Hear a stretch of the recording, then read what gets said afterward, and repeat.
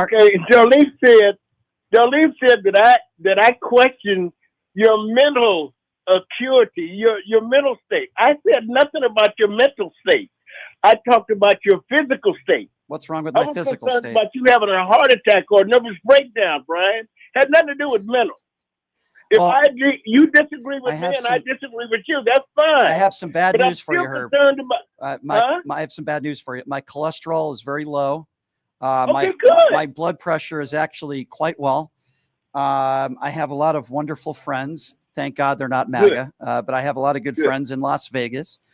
I have a lovely, I won't give out too much information, but I have a lovely woman that I've been dating, and I admire her very much. And things are very, very well. But I think the best thing about my life is none of my close friends are Trump supporters.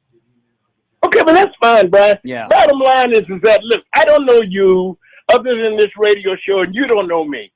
I don't want to see anything bad to happen to you. People are going to disagree. You think I'm stupid. I may think you're stupid. Bottom line is that I don't want you to have a problem with your physical health or nothing like that. But can I ask you a question? Can I ask you a question, yeah. Herb? I appreciate that. So if you're a man of empathy and you don't want anything bad to happen to me and you want my health to be good, then why wouldn't you feel the same way about nonviolent people that have lived in this country for decades that don't have the right paperwork, that are being separated from their families and get sent to, alligator Alcatraz, where people are getting beaten, and having to in the El Salvador prison where people are being tortured. If you care about somebody, then why would you be okay with that? There's a lot of things that I'm concerned about. I'm concerned about the fact that over the last 4 years when Biden was president, he lifted the gates with tractors. That wasn't what I just asked you. Herb, why can't you address what I asked you? You're not answering my question. Herb, we don't know who they are. Herb, they got to go. Herb, bottom line is, I'm not here to argue with you. Herb, it wasn't an argument. I asked you a question. The reason why I interrupt is because you don't answer the question. You bring up Joe Biden. So I'm going to ask the same question again. And I need you to pay attention to the question, and hopefully you can answer the question. Okay. You didn't answer the question. All you said in general terms was, I'm, quote, concerned about a lot of things. That wasn't the question. You said you're concerned about my health. Okay, great. I appreciate you being concerned about my health. I know what you said, Brian. Okay. I'm asking you about people in this country that are not getting due process, many of whom are non-violent criminals that are being separated from their families, treated like dogs, okay, that are being sent to El Salvador. I will explain it to you, and I guess this is the problem, because you clearly are not informed. We have multiple witnesses and people that were in the El Salvador prison, including Mr. Garcia, who said they were forced to be beaten and they had to sleep on their knees. There were maggots on their food. In the alligator Alcatraz, we were told the same thing, that these people are being tortured. And we've learned that. Oh, wait. So you mean to tell me, hold on. So you mean to tell me that all of these families and all of these people that were in these facilities are all lying, and it's all a conspiracy? Is that what you're saying, Herb? And Herb hangs up the phone. You see, ladies and gentlemen, it is impossible to have a conversation with somebody like Herb because he can't answer a question directly. He claims that he cares about somebody like me, but if you're an undocumented immigrant that has been living in this country for decades, that has a family, in some instances breastfeeding their 1-year-old daughter, that are nonviolent criminals, that have families here, that even pay taxes, he's totally okay with those people being sent to concentration camps. Notice how he didn't want to answer that question, and then he claims he thinks that, these facilities like the El Salvador prison and alligator Alcatraz are like, a motel or a hotel or a resort. Oh no, that couldn't be happening there. It's ridiculous. Going on for years since the Black Lives Matter. So you care about the message. So David, let me ask you a question. You care about the message that our president sends if there's a riot, go to David. David is next on PTL. Hi, David. Hey, Brian, can you hear me? Yes, go right ahead. Oh, thank you. So in terms of this, Russia-Ukraine war, what happens exactly when Ukraine finally runs out of men? What makes you think Ukraine's going to run out of men first? Well, I mean, they're facing a severe manpower shortage, and they're basically forcing people to fight in the military because they just don't have enough men to keep this war going. Putin's lost NATO, something like a million men. If we put troops on the ground, and if NATO world leaders, and I'm beginning to think that could happen, where world leaders in NATO will also help with their troops, and we put troops on the ground, that will not happen. And that could be being negotiated right now. In fact, even Donald Trump alluded to that today in the press conference, that, that's a possibility. Would you support that? I would rather do that than allow Vladimir Putin to take over Ukraine and win. Yes, I would.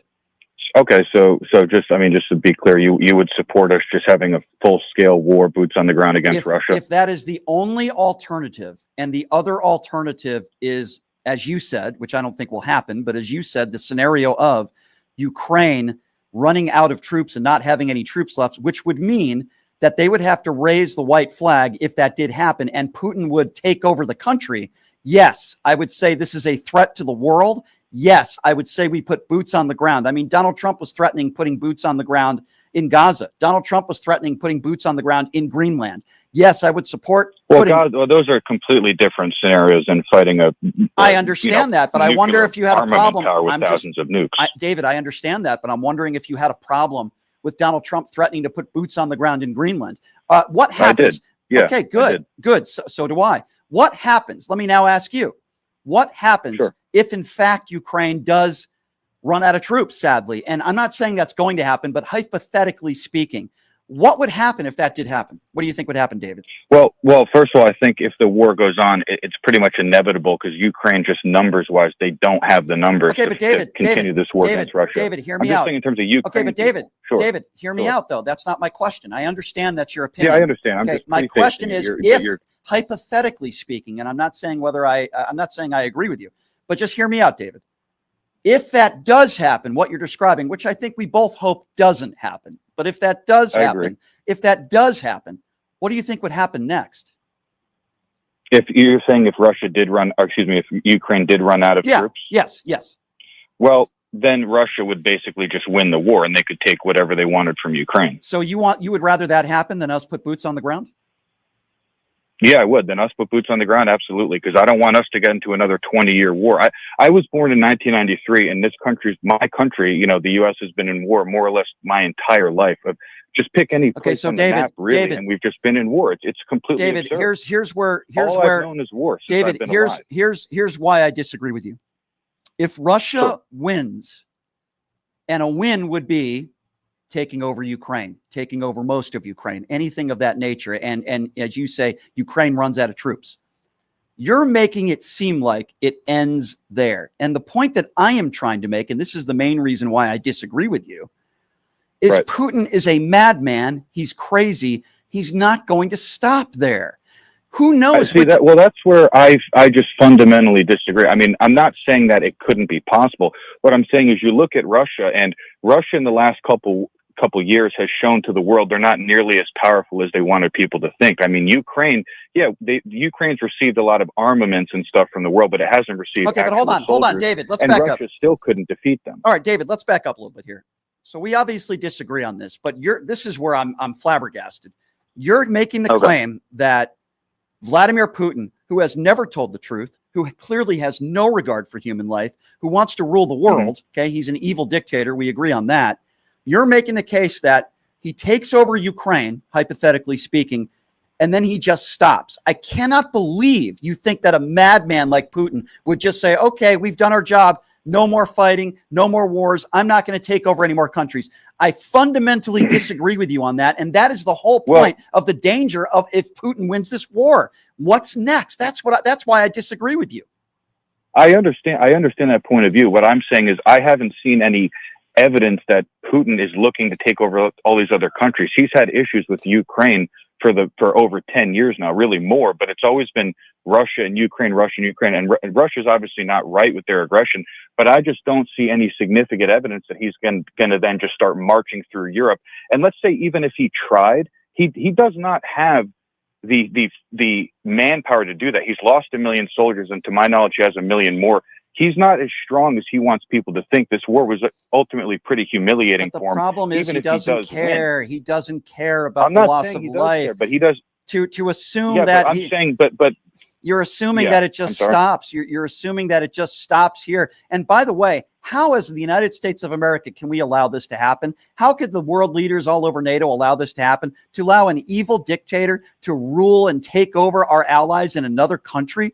How can we allow this to happen? Well, we haven't allowed it to happen. I mean, we've poured hundreds of billions into Ukraine to get them, because let's be honest here, no country wants to actually put boots on the ground to fight Russia. They don't want to do that. Yeah, they'll send money or they'll send weapons, but they don't want to put their own men. And I don't want to put my own, people of my own country. I don't want them to do that to protect Ukraine. I think it's Europe's problem. Okay, I think so let me ask you another question. More than enough. So let me ask you another question. Then you don't want to put our people in Ukraine to defend our allies when you have an evil dictator that is trying to take over a country, but you're totally okay with putting our people, for lack of a better term, in Washington, D.C. and L.A.?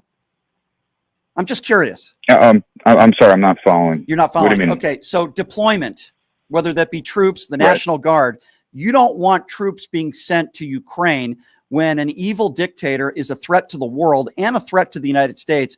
You don't want to put troops on the ground in Ukraine to defend our allies, but are you totally okay with our troops and the National Guard being sent out to Washington, D.C. and L.A.? Are you okay with that? Well, because internal problems are much more a threat to the U.S. than external problems. Again, that's Europe's war. It's Europe's Okay, so problem. let me get this right. Okay, hold on. Going in the U.S. David, I just want to get you clearly on this because I am once again flabbergasted. 2 or 3 blocks of some unruly people in L.A. where the local law enforcement officials said, we got it, we can handle it, we don't need your help. But you're defending sending the National Guard to L.A. when 2 or 3 blocks, 2 or 3 blocks of L.A. Hold on a second. It doesn't matter if it's 1 block. Because Trump needs to show these people that there's been riots have been going on for years since the Black Lives Matter. So you care about the message. David, let me ask you a question. You care about the message that our president sends if there's a riot, if there's violence, right? We would agree. Is that what you're trying to say? You care about a message. Well, I see where you're going. No. Hey, please. Okay. So if that's the message, then what was the message when Donald Trump decided to pardon a bunch of January 6th insurrectionists who beat police officers? Can you please tell me what that message was when he called them patriots and hostages? What was the message? Tell me. Yeah. What was the message? The message was in terms of the violent people. It was completely hypocritical for him to let those people out. And I disagree with it. Okay, I never agreed with that. So you care about the message from the whole Ukraine. No, you just said not important. Is that not significant? It's not the only factor. You just said you're okay with sending a message if there's 1 block in LA where there's some hoodlums in LA that are throwing some rocks. And you don't think local law enforcement? Hold on a second. Hold on a second. It's an ongoing issue. Oh, and you don't think the war in Ukraine is and you don't think the war in Ukraine is an ongoing issue? Do you not agree with that? Yes, and look, and we've done more than we really should have to. We've given hundreds of billions. At what point does it end? And by your own admission, you're totally fine with us going into a full-scale war with Russia, where they have thousands of nuclear weapons. David, first of all, you're defending the deployment of troops for 1 block in the United States when local law enforcement can handle it. You're totally okay with that.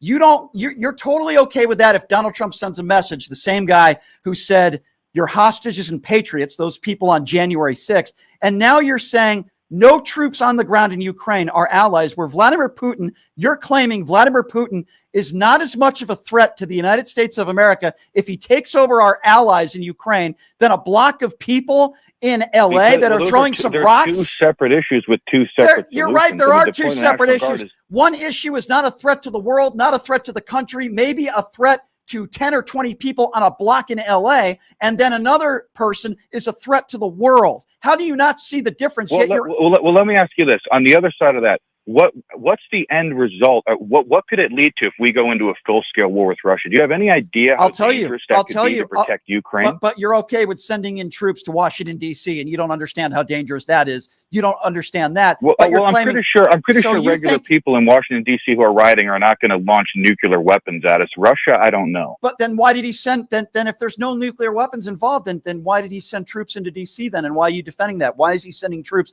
into L.A.? Why are you defending that? You care so much about the the message. Guess what? The nuclear weapons that we should be afraid of, I agree with you, is from Russia. But the bottom line here is once Vladimir Putin... And what do you think happens when we go into full-scale war with them? I'm going to tell you, what do you think happens when he takes over Ukraine? You think he's just going to stop there, dude? That's insane. I do. And look, the reason I say that is because, again, I'm not saying it's impossible for him to not invade other countries, but I mean, do you disagree with me when I say that his military is clearly severely weakened, that it's not nearly as strong as he wanted people to think that it is? He simply doesn't have the ability. See, people like to compare this to World War II, and that was a different scenario. Germany was much stronger than a weakened Europe. Then if Europe he's that, right now, then if united, So then if he's that weak, as you are claiming to say, well, do you disagree he's that weak? I want to know. If in fact he is that weak, then why is Donald Trump kissing his ass? Why are they rolling out the red carpet for him? Why have there been no sanctions? Why? Why has he not punished Vladimir Putin? Well, I mean, there has been sanctions under Biden, and they really didn't do that much. I mean, Biden said the sanctions were going to end this war effectively from choking Russia, and that didn't work. And I'm not trying to just make it about Biden. I'm saying sanctions only do so much. No, but I will say I'm not saying it is. I'm just saying sanctions don't do as much as you think they do. Well, David, we're going to have to agree to disagree. I appreciate you calling in, but here's the bottom line. You are basically saying deploy troops. If a block in LA, there are a bunch of protesters, some that are, in the middle of the street, you're totally okay with deploying troops into LA. But if, and you're making a big if here, that Ukraine runs out of artillery, they run out of troops, you don't think we should put troops on the ground in Ukraine and we should let an evil dictator take over Ukraine. And your thinking is, well, it'll just stop there. Let them take over Ukraine. You're making it sound like a bunch of hippies in LA, some who committed some crimes, right, who threw rocks at agents, which I don't condone. But you're making the case that that's more dangerous to the United States of America than Vladimir Putin. I'm sorry, David. That's ridiculous. These migrants, they're legal. We're approaching 4.9 million people crossing our borders in the last 20 months. They're not all legal. Did I migrants. I never said they were all legal. You just said your words in quotes. In the plane. These migrants are legal. I was specifically talking. Do you really think that statement was about every single person in this country? I have to take it at what you said. Well, that's absurd. Okay, you're taking what I said out of context. You're clarifying it. Well, I mean, to you, I am. I don't think I need to clarify it to anybody else, but I'm clarifying it to you. No, I didn't mean to say that there are no illegals in this country. That is absurd. Thank you. Did I really need to clarify that? You really hold on, JD. Do you really think that Brian Shapiro believes that there are no illegals in this country? Is that what I needed to clarify for you? Are you being serious? Well, I just thought that you didn't know. That's why I'm. Well, you're right, JD. No, you're right, JD. I didn't know. I didn't know that there were any illegals in this country. Okay. You're absolutely right. Yeah. I'm so glad I could clarify that for you. Go ahead, JD. I got it. Thank you. Thank you. In regard to you stating that DeSantis sent people to Martha's Vineyard and Biden is sending them to better places. In my hometown, Wilkes-Barre, Scranton, Avoca Airport, and I know this for a fact because I have relatives there, 350 people, illegals, were flown there at 3 o'clock in the morning without any notification to the mayor, the council, or what. And where's your evidence and proof of that, sir? Where did you get that story from? And where is the evidence? Because I'm not going to let you just throw things at a wall and hope that it sticks. Where is the evidence that Joe Biden and his administration did not? Now, you can call other programs on other stations that are conservative and make statements like that, and the host will just let you keep talking. I want to know, where is your proof and evidence that Joe Biden and his administration not only sent migrants to Pennsylvania, but they didn't warn anybody about it? Where is your evidence of that, sir? My brother and sister. Oh, so your brother and sister seem to know everything. JD, give me a break, all right? Guess what? My brother and sister say that you're a pedophile. So does that mean you're a pedophile? Yes or no? My brother and sister say that you're a pedophile. Does that mean you're a pedophile? Or would you say, where's your evidence? I don't think you're a pedophile, JD. But if my brother and sister say that, does that make it true? No, it doesn't.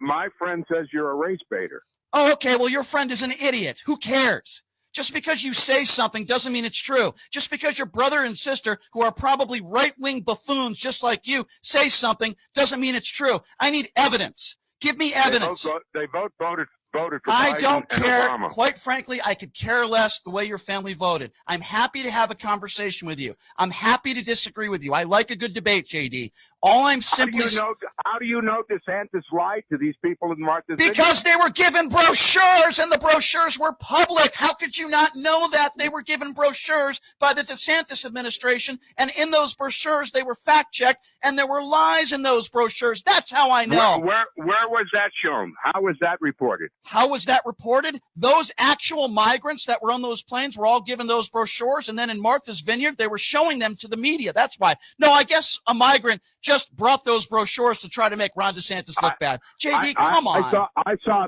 the videos of the migrants in Martha's Vineyard. I didn't see what you're talking about. Oh, well, because you didn't see it, it must not be true then. Ask your brother and sister because they seem to know everything. Brian, you're doing funny. a great job. It's funny. I am doing a good job destroying you, JD. Yes. Is there anything else you'd like to add? You're doing a great. I would love to debate you one-on-one. As long as you don't ask your brother and sister because they seem to know everything. JD, you're welcome to call anytime, my friend. But if you're going to make claims like that, it can't be from your brother and sister. You actually have to have a real source. Okay? By the way, you know who I miss on your show? I'm wondering what happened to Roxanne. When is she going to be on the show again, McCoy? Well, that's the one thing that I'm happy you asked that, JD, to be honest with you. I'm sure she would appreciate that. Roxanne was actually supposed to come on last week. She's a very busy lady. She had another engagement. I love Roxanne to death, and I promise you she will be on the show. Another race baiter. Okay, no, keep JD on stop with the music. JD, I don't know what you do to volunteer to help people. I would imagine probably nothing. Roxanne takes the time out of her day every day, doesn't get paid $1 to do it, and she helps minorities in this community, whether that be legal services or healthcare, whatever the case may be. She works her ass off every day helping minorities and, quite frankly, sir, saving lives. Now, I know you what's her form of support then? Where does she get her income? She has another job. What is wrong with you? What is it? None of your damn business, sir. What do you do? What do you do to help people? What do you do to help people in this community, JD? What do you do to volunteer? Tell us. I'm happy. I have open ears, sir. What do you do to help people in Las Vegas? Tell me right now, because I'll give you 10 things that I do. Tell me right now what you do to help people. Answer the question. I'm trying to, if you give me a chance. First of all, I work with the Knights of Columbus raising money for disabled children. Okay. I've raised thousands and thousands of dollars for them. Happy to hear that. So if I called you, I don't know, you attack handicapped people, you'd probably take offense to that, right, sir? I would ignore the stupid comment. So here's what I'm going to do. I'm going to ignore your stupid comment that Roxanne is a race bar and get the hell off my show. You're not insulting one of my friends who does so much for this community, you clown. The guy wants to go one-on-one with me. Hey, guess what? I don't go one-on-one with Klansmen. Take that to the bank. Anyway, Michelle, how are you doing?